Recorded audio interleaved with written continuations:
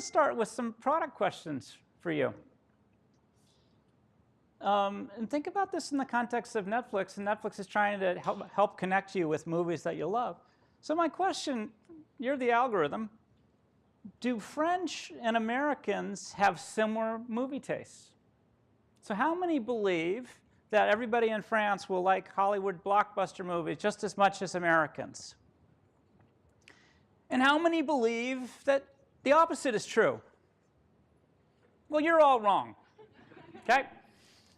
So it turns out Hollywood is expert in understanding universal themes. So you've just learned that about worldwide movie tastes. So the next question is demographic data important in understanding what kind of movies people like? Is it helpful for Netflix to know that my daughter Kelsey is 22 years old and the dad is an awkward age somewhere north of 50? Okay? So how many believe that demographic data is important in understanding people's movie tastes? And how many people believe it's not important? Well, you're right this time. Okay? Fascinating. Should rows float? So Netflix, if you look carefully, it's rows of movies, row after row after row after row. And years ago, we got rid of tabs. And it would be awkward if you showed up at a website and the main tab or the tabs across the top were different words, et cetera. Context of rows, the question is, when I show up at a website, it'll say top 10 for Gibson, and the second one will be continue watching, and the third might be Gibbs' favorite Bang Bang Shoot 'em Ups. The question is, should those row structures be the same for all of you or different for all of you?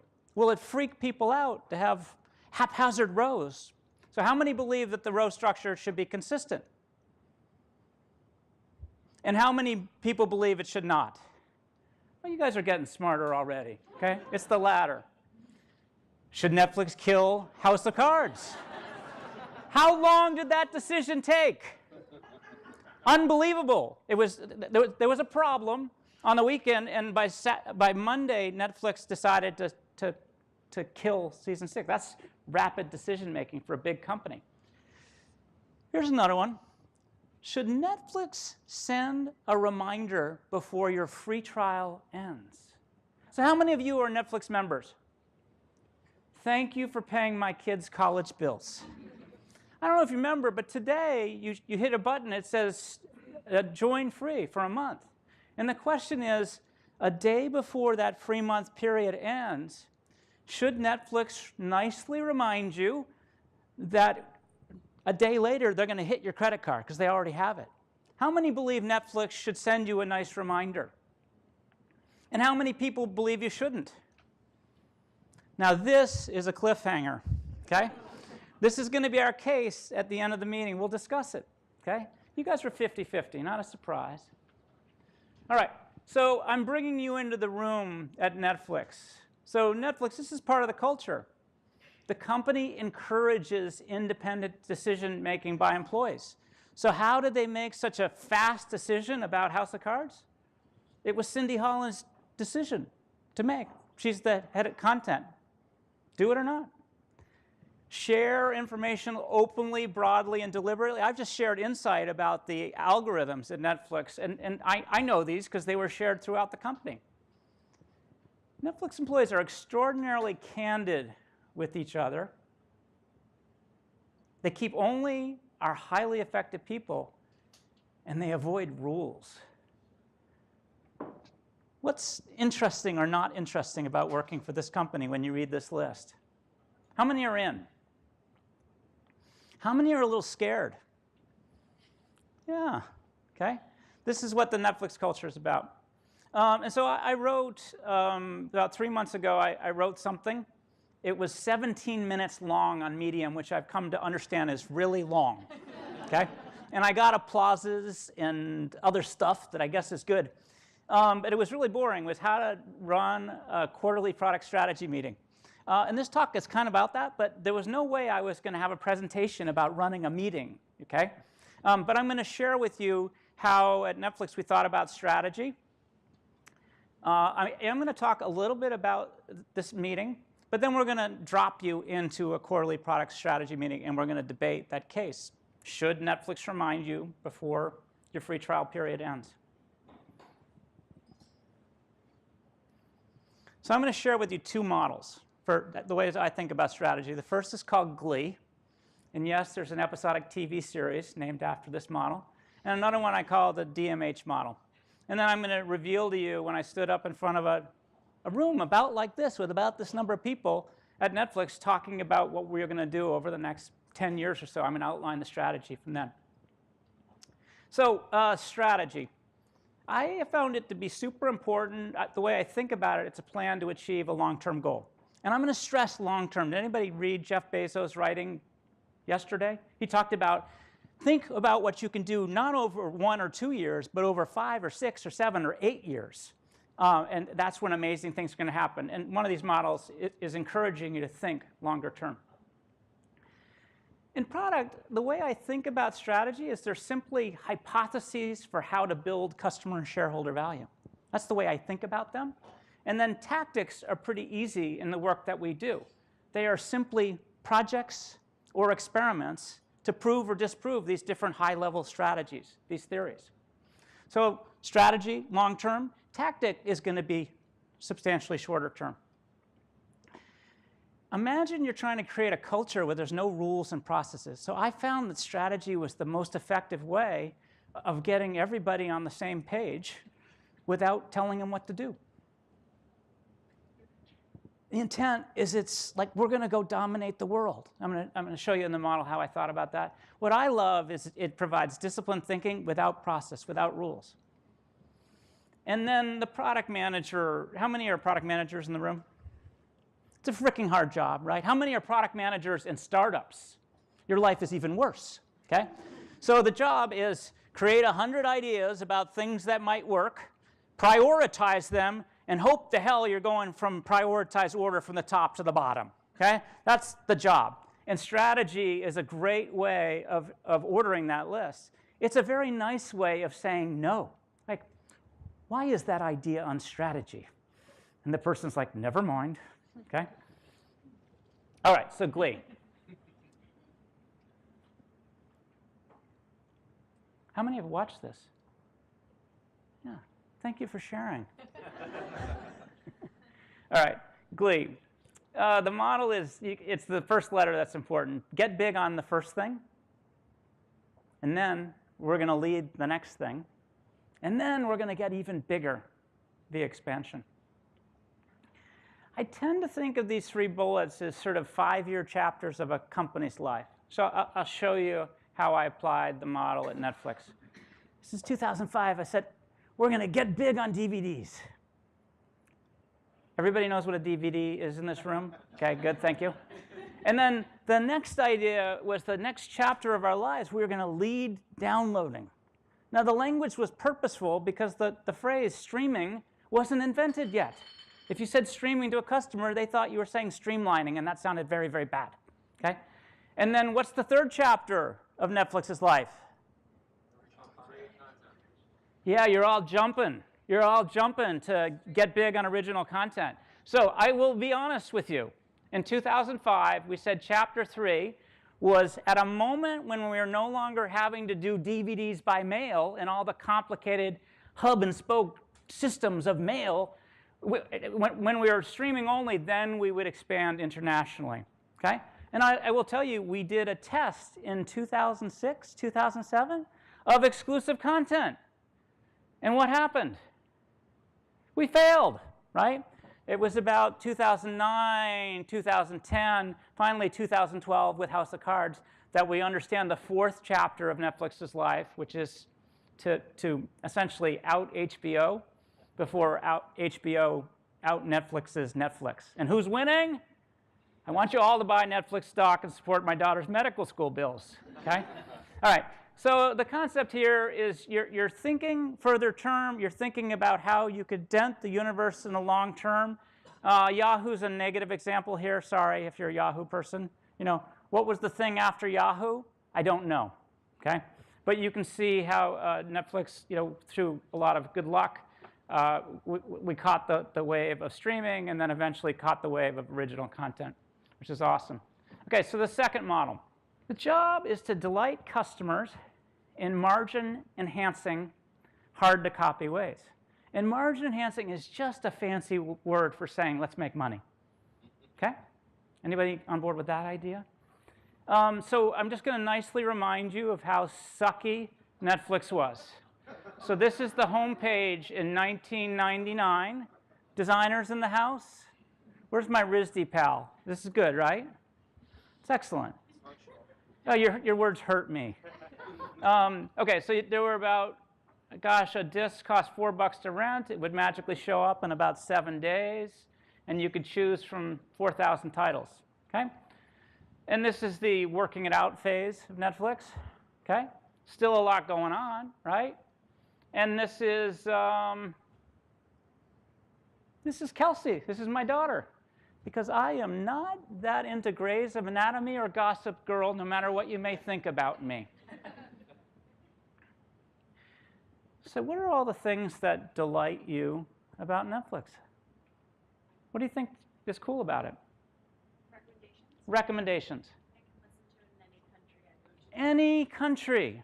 What else is good? You can binge watch. It's anytime, anywhere. You don't have to wait. Skip the intro. You can skip the intro. Quality. Full-on HD sound, etc. No ads. Watch. Oh my gosh, you can watch on an airplane. What do you got? Profiles for his daughters, who apparently, like mine, don't have the same taste as me. Okay? These are all the things that delight you. So here's a full-on list.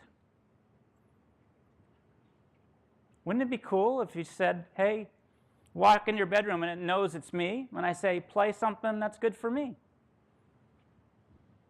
That's the voice and ID and control at the bottom, which is the next wave. All right, so the margin enhancing.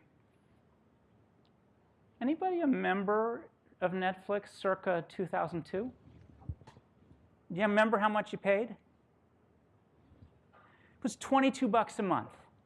And you had to have 3 DVDs on top of your television at any moment in time. Okay? Because we were building a service for us. We called ourselves Silicon Valley Freaks or LA Movie Buffs. And it had to be $22. And we struggled. Like, how could we make it a less expensive service? And someone had the insight, maybe 2 discs, or maybe 1 disc. Okay? And then started inventing plans that only cost $14 or $8. Today, most of you are spending $10 or $11. Okay? Anybody know how many streams you have that you can watch concurrently? Anybody sharing their accounts with each other? Okay? Yeah, this happens. It's all good. It's all good. So these were some of the price and plan experiments. Yes, we had advertising for 2 or 3 years. We made money at a time where it was really hard to make money. Long tail content. Anybody know what that means? Obscure stuff. Obscure stuff. Okay? So it turns out for Netflix in the DVD era, there's 100,000 DVDs to choose from. The expensive blockbuster releases, the new releases that just came out, cost us $3 to send back and forth in the mail. But the obscure stuff, a title that's over a year old, give me an obscure title.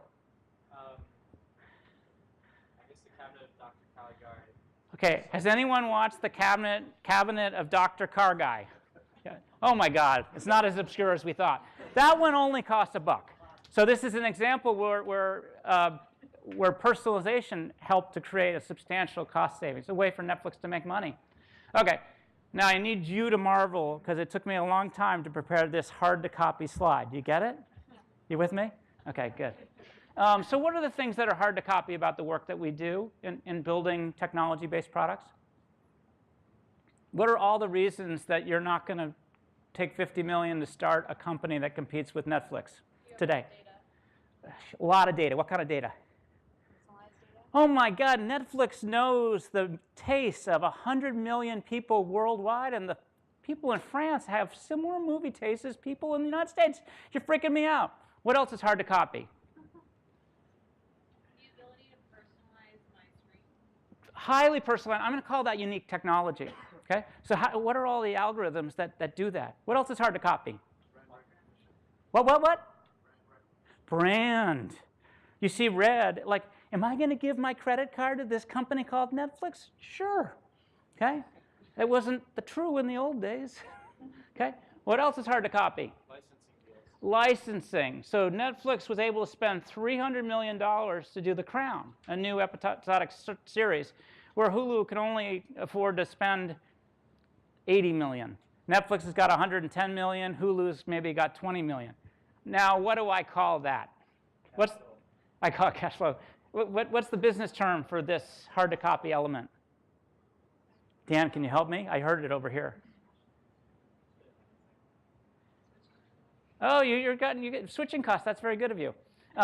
Okay, so I call it economies of scale. So Netflix is so big, it can afford to spend that money. And you got it. Was it you who said switching costs? Oh, it was you. Oh, take full credit. Okay? So Netflix knows the taste for you and everybody in your family, and you're not going to go to Hulu because Hulu doesn't really understand you, right? And they do advertising. Okay, so these are all the things that are hard to copy. And I gave you some examples. The only thing we didn't do, network effect. Okay? So today, if you walk into any store to buy a television, it's going to stream Netflix automatically. Any device you buy. Huge network effect. Imagine how long it took to con all of those folks into doing that. Okay? How many of you have multiple family members, different profiles? Good. That was a failed experiment, by the way, in 2005. Only 2% of our members used profiles. Then we killed it, and all hell broke loose. We were ruining people's marriages, okay? And it turned out every person on our board was using profiles, okay? So finally, we reestablished it, 2010, and it's important, and it keeps you in the family, keeps you paying. This is awesome. Okay, so I just gave you, think about all the theories and hypotheses and the intersection of things that delight you. They help build margin, and they're also hard to copy. So there's a subset of ideas that I will reveal to you in a minute. I'll share what I showed Netflix back in 2005. But here are all the high-level hypotheses. Over 5 years, we experimented with all of these theories and hypotheses about how to delight customers in hard-to-copy, margin-enhancing ways. What percent worked? 10% worked. Ye of little faith. You can look at them. How many are a part of Netflix today? 8. Okay, that's about, you're saying that you're more hopeful. We got it 65% right. I'm going to hit the button, and green is good and red is bad. You ready?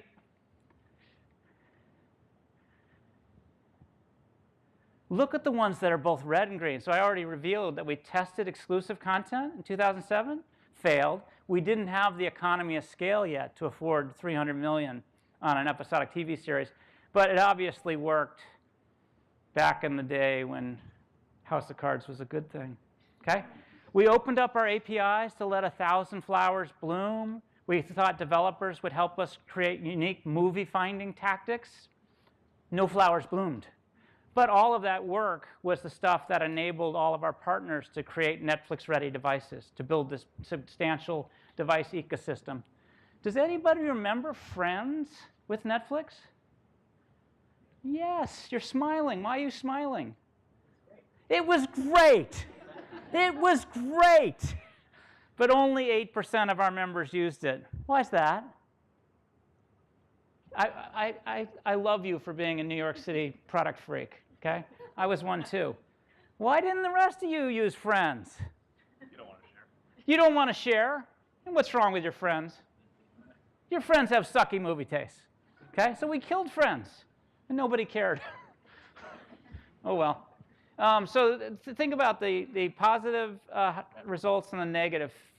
Winning hypotheses, failing hypotheses. All right.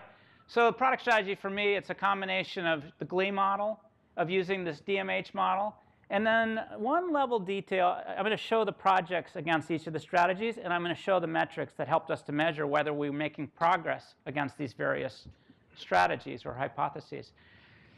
So thank you. It's 2005. I'm going to talk about where we're taking the product. My metric, my job is to improve retention. At the beginning of Netflix's life, about 8% of members canceled each month. Today, 2% cancel each month. That's a lot better, right? And why do those 2% cancel each month? There's only two reasons. Their card expires. They ran out of money. That's one point. And the second point is, I like that. They died. Or you got to sleep sometime. Okay? It's close. It's summer, and I start feeling guilty about binge watching, and maybe I should go play in the park with my kids. Maybe there's better stuff to do. And it was a very specific formula how to optimize retention against cost. All right, and I already showed you. Hey, we're going to get big on DVDs. We're going to lead downloading, and then we're going to expand worldwide. Now I'm going to look smart, okay? Because I promise you in 2005, 2006, I had these 4 theories, but I probably had 2 or 3 others that didn't work, like Friends or like exclusive content or whatever. But example, hey, we're going to focus on personalization. We're going to get your disc to you instantly in the mail. Turns out that was really important before streaming, and then what's better than streaming instantly? Lots of business model experiments. And then we had a theory that we were building a wonderful product for Silicon Valley freaks and LA movie buffs. And we needed to create a service that was simple that eventually the rest of the world would embrace. So these were winning theories and hypotheses. Of course, they spelled something, PIME, that I could remember. Okay? But think about the failed theories as well. Anybody remember the Netflix prize? So that was a tactic against the personalization theory. We had one engineer doing collaborative filtering. We said we'd give $1 million to somebody who did a better job than us. And then we had 1,000 engineers working on it. Okay? That was cool. These are all different projects or tactics against these top-level theories. And then the key thing was to measure, using these various metrics, are we making progress? So I decided to spend a little time on one that's hard, which is, how do you measure if something is easy or not? And I'm going to tell you the proxy metric that we used. We said a person shows up, they type in their credit card, and they've started their free trial period. And this is the DVD era. They had to add at least 3 titles to their queue, because that's how Americans said that word. Okay? And so the question is, in the early days, what percentage of customers in that first session added at least 3 titles to their queue? And this was our proxy for, were we making the service simple enough so that they would understand and get the value back, which is we were going to start sending them those titles in the list as soon as we can. Does anybody want to guess at the beginning how we did against this proxy metric? It's a number between 0 and 100. 20. Okay, we have 2 cynics. I heard about the same number. Next, some youthful enthusiasts. 62. I mean, that is so freaking close. 60. Okay? So in the early days, 60% would do this. And then after a year or 2 of work pounding on this, what did we get it to? 92%. Okay? And did retention improve? Yes. Okay? So this is how you measure whether you're making progress on this theory of simple. And we could do it for all of the others. In each case, these are proxy metrics. The high-level metric was retention. Retention is really hard to move. Okay? So we needed these proxy metrics to see if we were making progress on each of these ideas. I'm going to leave you with one more idea to think about over the course of Netflix. I described these 3 chapters, from DVD by mail to streaming, and then original content. Personalization was wicked good, okay? And I'll explain why.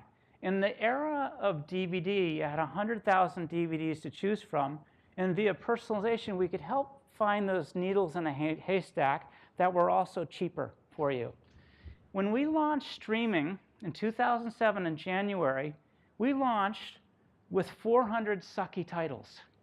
And the magic was, could we find one title that you liked? Okay? And now think about what Netflix is doing today. When they make a bet, On Stranger Things, how many have finished season 2? Good. You feel good about yourself? Awesome. Work suffered for a day, but it's okay. Netflix, it really, in evaluating these different choices, the question is, what's the right level of investment? So with Stranger Things, I'm sure they spent $100 or $200 million. Okay? What's an obscure episodic TV series from Netflix?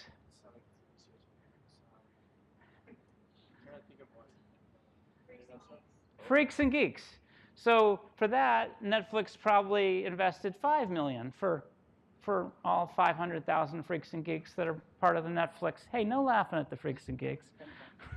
Okay, so Netflix knows everybody's member taste, and all they're doing is getting the right level of investment right against the how many viewers they think will enjoy it. Now, are they using all that data to inform storytellers on the right content? Ooh, how many believe yes? How many believe no? Okay, the no's have got it. Okay, Netflix is sort of number 2 in the creative community. All the cool kids want to work for HBO still, but Netflix is given a lot of freedom and license, and bringing data and engineering to it would be bad. So they'd say, hey, we're going to spend $80 million. Use it as you will. Okay, how many minutes long should a TV episode be? Whatever. Okay. Anyways, I just want to show you over the 3 chapters how important this idea of personalization was. Occasionally, I have a quote, and I'm like, who said this? And I'm like, I couldn't find anybody, so I've attributed this quote to myself. Okay. And I explained to someone, I have like a man crush on Jeff Bezos. Like Amazon, the reason they're so successful is because they're failing so fast. How many remember the phone from Amazon that they could not sell for $0? Okay? And how many are using Alexa today? Okay? That's a company that was willing to fail fast and now is a leader in voice. Incredibly impressive. And it's largely so that they're so great at experimenting and failing. And I promise, Netflix, like I revealed the long list of failures. All right, so now we're getting ready. We're getting ready for our first Netflix product strategy meeting. There's going to be laughing. There's going to be crying. Nobody will die. So the prep for this is, the first is to have a high-level strategy, have these tactics, have the metrics. But then you want to push it down to the next level. And I'm going to show you what that meant for me at Netflix. I've given you the high level. The reason that I outline the strategy, and we'll do the same for at least one of the swim lanes, is we're providing the context for strategy. So everybody in the room knows what's important or what's not.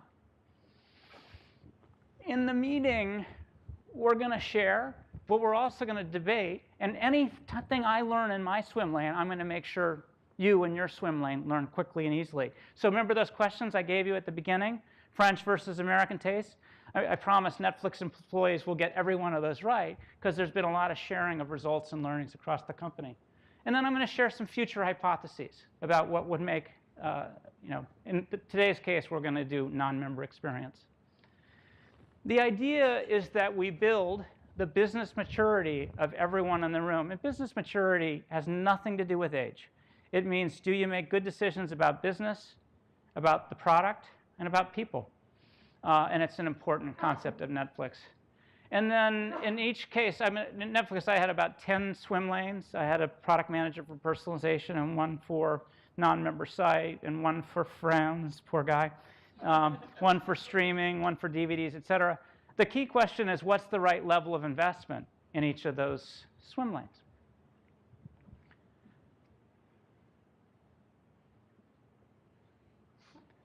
So I had 10 swimmers. In fact, I had 12 swimmers, because we had 2 people swimming in the personalization lane. Okay? Like, how do you get a higher cadence pace?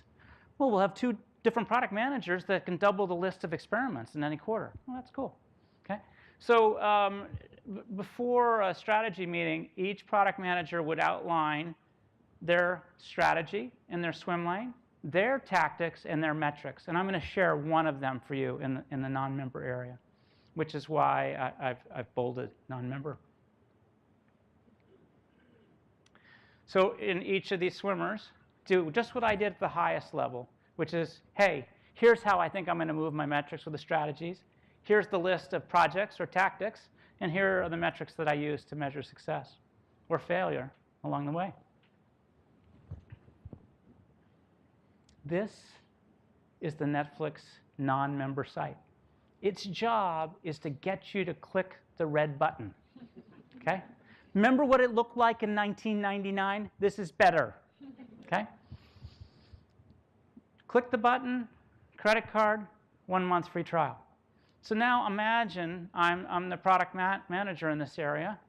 Here are my metrics. This year, I have to find a way that 30 million new members will join the service. Easy, right? What are my metrics? T over V. So 2 out of 100 people who appear at this page will join for the free trial. 2%. It's been largely 2% for about the last 10 years. Month 1 retention. At the end of that free trial, what percent continue and pay the service? 94%. How do you feel about that number? You feel good. You feel high. Okay. The lifetime value for the members. So a little trick, if you were a bad non-member product manager, you'd say something like, get free college tuition for life if you click this button. Okay? But your P1 retention, the month 1 retention, and the lifetime value will be horrible. So you're held accountable by this idea of lifetime value. Today, it's about 180 bucks. And the acquisition cost, it costs about $50 through a variety of tactics to bring new people into the service. Now, I want to make a note for any potential investors.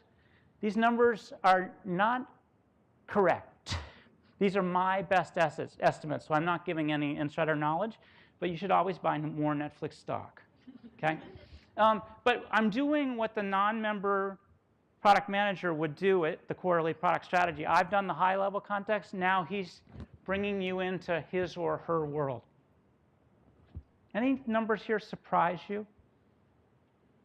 Yeah. 2%. 2%. That feels low to you. Yes? Lower acquisition cost. You wonder if it should be lower? Yeah, that's an accounting issue, okay? So today, a lot of the original content, billboards for new content, the question is, how do you count that? So I use my own specific accounting techniques, okay? Did I notice, this is not exactly correct, but you should still buy the stock. Other things that strike you here? I just want you to be thinking about these numbers. What? Does it feel high or low? Feels low. Feels low to you. I think it's a pretty good estimate. They've published the number of months. Let me give you a head scratcher. People leave for 2 months of summer, and then they restart. How do we think about that? Did they really cancel or not? Netflix says they canceled. Okay? They're keeping it honest. Any other numbers surprise you? Yeah. Well, the 94% people seem pretty committed to continue. So maybe they didn't need a trial. Yeah, okay. His point was 94% people seem very committed to the service. Maybe they don't need the trial. Or maybe they were taking advantage of Netflix and forgot to cancel at the last minute. I don't know. Okay? Now imagine being the product manager. Is your job clear to you? Do you know what kind of results you have to deliver? I think it's a very cool job. There's not a lot of politics, a lot of metrics. Go. So this one says worldwide, but wouldn't these numbers be different based on different markets? Yeah, I'm keeping it simple. They're going to go from 100 million to 130 million. And you're correct. There's likely a product manager focused on the US and then other countries. I don't know how many they have. But we'll do high level. Yeah? Why do you have LTV for a product manager that's just focused on acquisition? Because I want him to be thinking overall about the business, and I don't want him to do scammy things where we don't truly have a customer who's going to stick with us 20 months or so. Okay? That's why. Now, by the way, these metrics were all richly debated over 6 to 12 months. Could we get the data? Could we actually change customer behavior? Is that the right way of measuring whether we were doing good or not? Oded? 94, what's the number after the second one? Oded said, okay, 94% of the folks stay with the servers after the free trial. What's it look like at end of month 2? And I'll share that data with you in a minute. All right, so here are the strategies. It's my job. These are all the experiments that I'm engaged in over the next year to push these metrics. So brand and positioning. Gosh, when you come to the site, should it just be Stranger Things? Because that's what everyone wants. Okay? Well, that's a different way of packaging and positioning the non-member site. Price plan free trial. Oh, we're going to give you super high def for $13, and you can have 6 streams going at the same time, so when your friends steal your password, it's okay. All right? This is the kind of testing that's going on. Personalization, we saw that you clicked on a specific ad banner that probably had one of the hit original titles. You come to the site, and we instantly personalize based on that same title. So instead of giving you a mix of titles, we give the one that's reflective of the ad banner that you clicked on. That would be an example of personalization at the top of the funnel. Multi-platform. Imagine you're in your kitchen. You say, Alexa, sign me up for Netflix. Okay? That's a new platform play. Social. You recommend Netflix to a friend or a movie. Do they join? These are the various strategies that folks are engaged in. And here's a list of all the projects.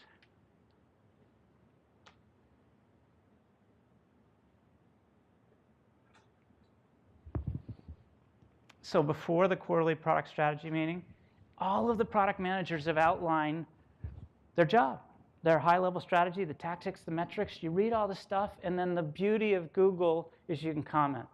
So people are deeply engaged in it. And I can tell who does the work in advance and who doesn't. So I do this with about a half dozen startups now. It's a highly leveraged way for me to work as an advisor.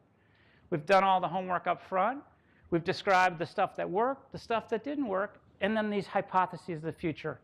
And most of the work is data and design rich. You can see what the customer experience is going to be because we have the mocks of these different non-member experiences. You're bringing the customer into the room so you can think about the experience from their point of view. All right, remember the cliffhanger? Should Netflix let you know that your free trial is almost over? So some rules of engagement for a company that doesn't like rules. You guys are allowed to ask questions. What I'd like you to do is ask enough questions to have an opinion and then engage in debate. So Netflix is very debateful. Okay? I grew up in New England. My parents invested me with a few ideas. One of them was good fights make good marriages. And I'm still married after 26 years. And they're still married at 60. Okay? This is a Netflix thing. Not argue, but debate. This is not a decision-making meeting. Now, this freaks people out. Why isn't it a decision-making meeting?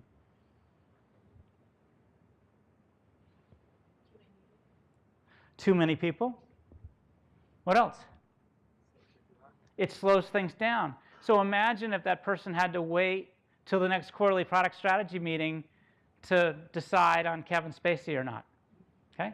So if a product manager does a test, they believe they know what the answer is, they hit the button and launch to all. So this is not a decision-making meeting. It's a place to share results. Now, this next case, the product manager did wait to share the results because they were controversial. CEO-level communication. So don't dumb it down for any of the newbies. Look the CEO right in the eye. His name at Netflix is Reed Hastings. He knows a lot. So that is your audience. Who should be in this meeting? You guys are product managers. Who do you want in the room? Engineers. How many? How many people do you want in the meeting? Give me a number. 2. It's perfect. The only challenge there was not sharing the results and learning broadly. Okay, give me a bigger number. 8. 5. Okay. Yeah, what's 20? Okay. So what worked for me was sort of in the 15, 16, 17. If there were 20 or 25, it started to turn into a PowerPoint show. This is very personal. So you know, what worked for me at 15 to 16, Reed is a very product-driven CEO. It was very helpful to have him in the room. You could help bring him up to speed. And then over time, he realized that everybody was smarter than he in each of their swim lanes, and he couldn't keep up. I had the head of marketing. She had a lot of consumer insight. Head of technology, super bright. I had a head of design who worked for me, a head of data who worked for me, and then I had all of the product leaders in the room. Netflix is a very product manager-driven company. What about finance? It's Barry McCarthy. I chose not to invite him. Okay. So the trick there is, no, he's a bright guy. He's the CFO now of Spotify. He's in New York City. He'll probably watch this video. Damn him. The thing you have to watch out for is we were making product decisions, and you know, Barry's very smart about financial decisions. Barry did not want to know my opinion on how much debt we should take on, in the same way as I'm not really sure I needed his opinion on the personalization algorithm. So there are a lot of different functions that were not in the room. So think about the content partners. They're making these investment bets on House of Cards, and the product's not engaged. Product is creating the merchandising system to help connect you with those movies. So this is a concept of high-level alignment, but only loose coupling. So I didn't need my content partners or my finance partners or the damn lawyer in the room. Those are the things that sometimes slow down decision-making and encourage people to take on less risk. Okay, here's the case.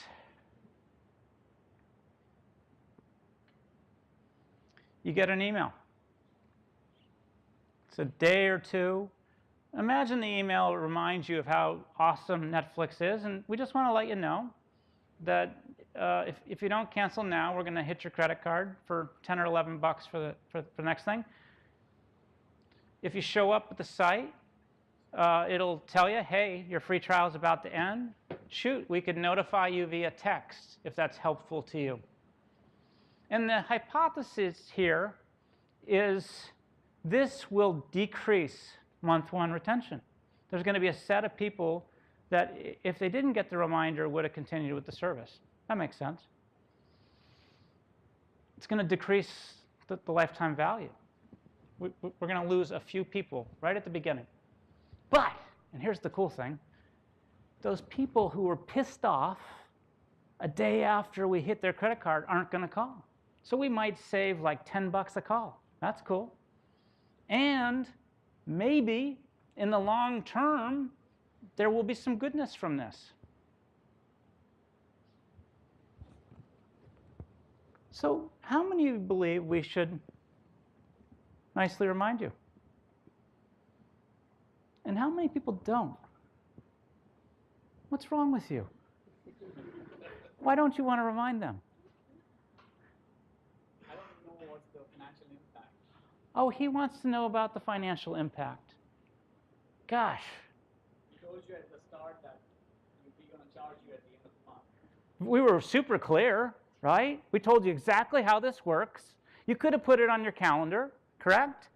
And you want to know how much this is going to hurt us financially, right? Okay, what are the other reasons that you guys don't want to do the reminder? Use other tactics. You can monitor their behavior, and if they're not engaging the way you would hope, you could send something else to try to get them, and that also reminds them in that communication that Yep. They have this and it's going on, and it's an indirect way of Got it. So this is a blunt instrument. Why don't we be clever? So we could look, what do we do with somebody who never watched one movie in a month? What would your suggestion be? I would probably say maybe even send them the same. Like, we've extended your trial by a month. Okay. You have time to really enjoy it. Okay, so this is an overly simple plan. we could do some smarter things. How much time should we invest in this project? How important do you think it is to the company? I think from a customer satisfaction standpoint, it's critical. Okay. So the people who think this is a good idea, tell me why. This is the idea. What's your name? We're going to lose money for Kamesh, okay? His kids are not going to be able to afford college, okay? Doom and gloom. Okay, why do you want to do this? Why do you want to remind people? One of those sustainable differentiators is brand, and so this will possibly hurt your brand. How would you feel about a company at the last minute said, hey, we just want to make sure that you want to continue with us? How do you feel about them? Yeah, okay.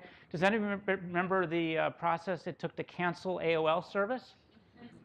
Like, I've been on the phone for 9 hours. I just want to cancel the service, okay? That was really bad for the brand.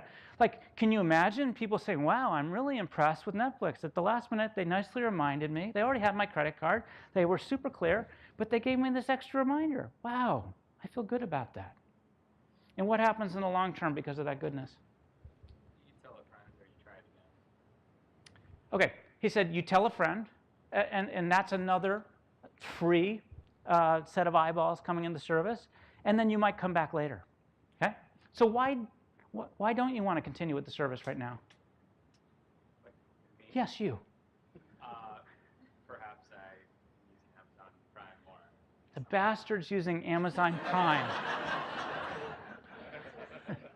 Or maybe it was summer, I was busy, but I kind of liked it, and I'll get back to it later. These are all the reasons to do the cancel.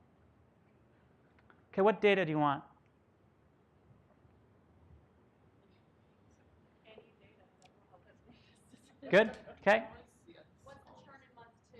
Okay. How many angry Well, we haven't gone to month 1 yet. Let's go over that. So we know control. Let's just keep it simple. We got 100,000 folks in control. 94% go on. So the question is, what's it going to be in this test? What percent will continue when they've been nicely reminded that their free trial period is almost over? You guys want to guess at it? What? 90. Other guesses? 35. Okay, 90 and 75. How many want to go with 90? And how many want to go with 75? Okay, how many of you have arms? I want to see them all. Okay? Okay, you're either going to pick 90 or 75. How many go with 90? And how many go with 75? Wow. Okay. So if you had been in this room quarter after quarter, you're going to guess 90. You're going to have some sense, some intuition of what's going on. Now the 75, I just want to understand how you feel about consumer behavior. Is it your theory that there's a lot of people that are taking advantage of Netflix during a free trial? Is that what your theory is? No, what was your thinking? But they might forget it, but by giving them this email that gives them an easy way to do it, but they might just forget about it. Okay, so these are busy people and they forgot. That's really all it is. And so your theory is there's a lot of people who a month later finally getting around to cancel, right? Okay, so I'm going to give you the answer. 89. Okay, so you're losing 5 people. Now, month 2 retention is actually a little bit better than the control because we chase those folks who we're going to forget out of the system already. I'll give you the data in a second. And the lifetime value drops from 181 to 177. What kind of job are you doing as product manager? Okay. Oh my God, we're going to lose $40 million over this decision. Kurt, you want to be the product manager? Come on up here. This is Kurt. He has the lack of fortune of knowing me and sitting in the front row. Never do that. So, Kurt, in a minute, you're going to be the product manager for non-member. Who makes the decision? Who makes this $40 billion decision at Netflix? Kurt does. Okay. Kurt, do you have any more questions? Or you can poll the audience. You know, there's a lot of collective wisdom in this room. Just in case you need a microphone. Oh, Kurt, I'm making it a little easier. We saved $5 million because people aren't calling to moan about, like, you never let me know that was almost up. And here's the big intangible. You were making a case that doing this, it's going to lose $40 million, or maybe only 35.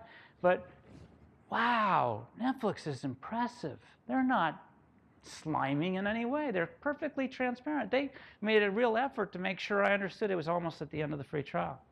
Cool. What are you thinking, Kurt? Is this a hard or an easy decision for you? Be honest.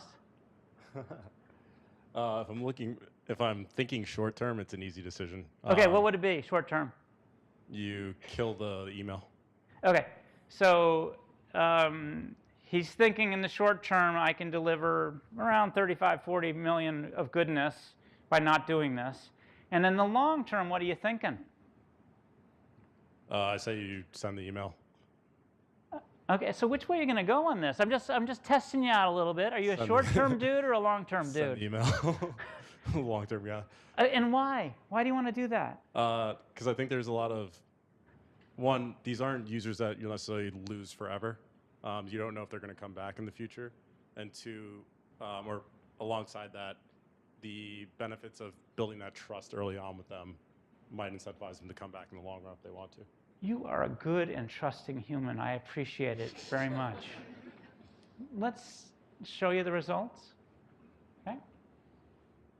So 94 to 89.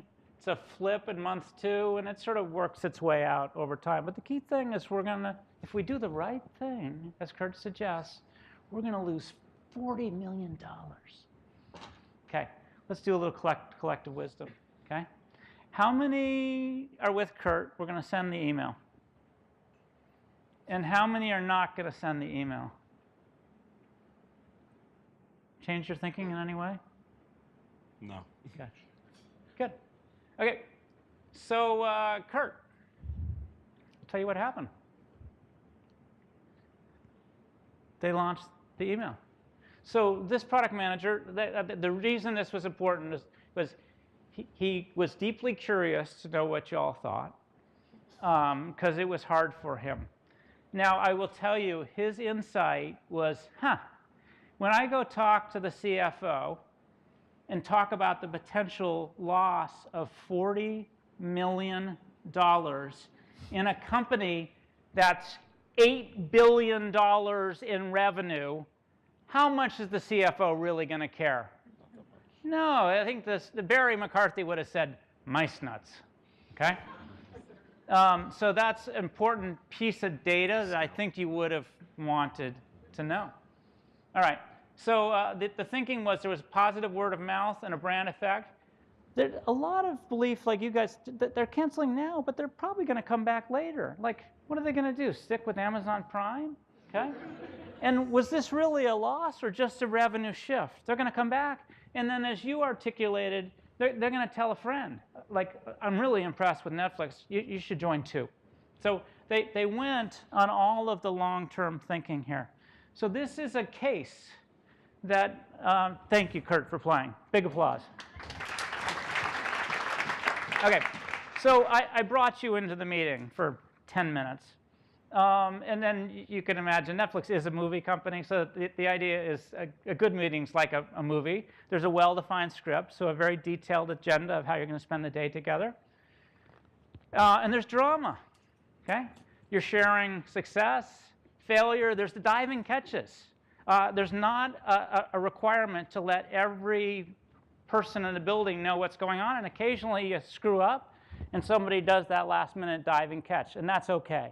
Diving catches are much better than the constant over-communication to make sure everything's in the right place at the right time. Strong culture of debate, decide, Kurt decide, and he walks out of the room and he hits the button. launches to all.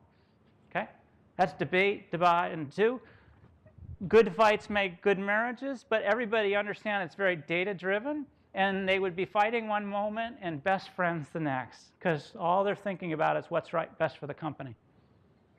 And then the fancy movie term, the denouement. Okay, that's the smoking the cigarette and bed afterwards.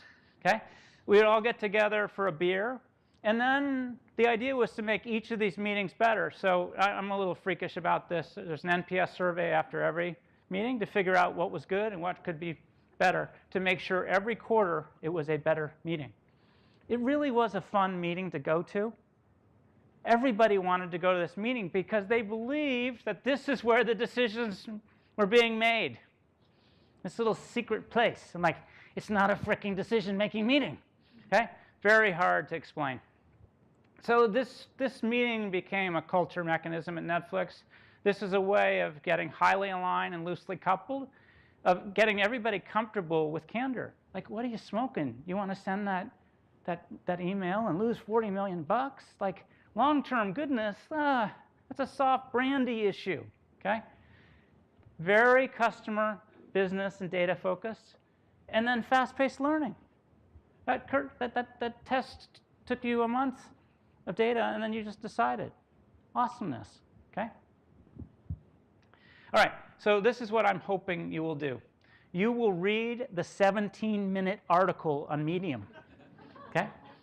And you will lose 17 minutes of your life.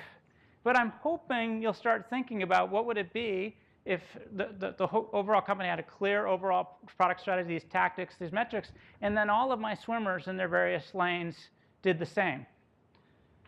And then try it. And your first one is going to stink. Just keep getting better. So I just want to nicely remind you that this is a process, but at the end of the day, you're trying to inspire your team. So think about, in 2005, working to convince folks that we were only 1 or 2 million members. Someday we were going to be 20 million, and we didn't even believe it. So to think about the fact that it's now 100 million members, like, wow, that's just amazing.